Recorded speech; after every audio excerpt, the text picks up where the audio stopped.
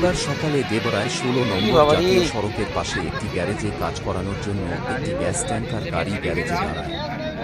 তারপরেই বিকট আওয়াজ, তারপরেই দেখা যায় গ্যাস ট্যাঙ্কার ব্লাস্ট হয়েছে, আর তাতেই গুরুতর আহত হয়েছে ৭ জন।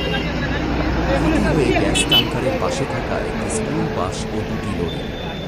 পরে ঘটনাস্থলে দেবরা থানার পুলিশ ও এইচএর টিম এসে আহতদের উদ্ধার করে আহতদেরকে চিকিৎসার জন্য পাঠায়।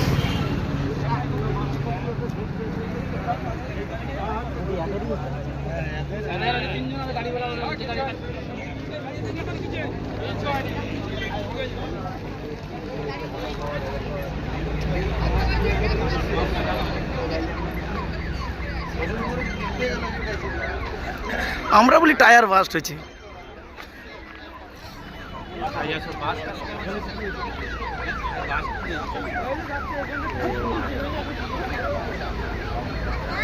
বলি টায়ার বাস্ট হচ্ছে, হেলে গেছে বিশাল ভাবে।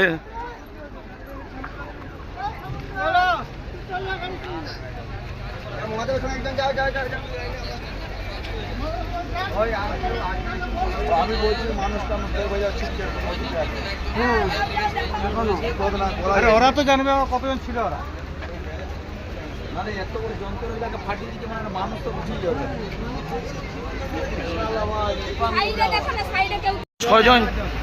6 জন গুরুতর আহত। বাবা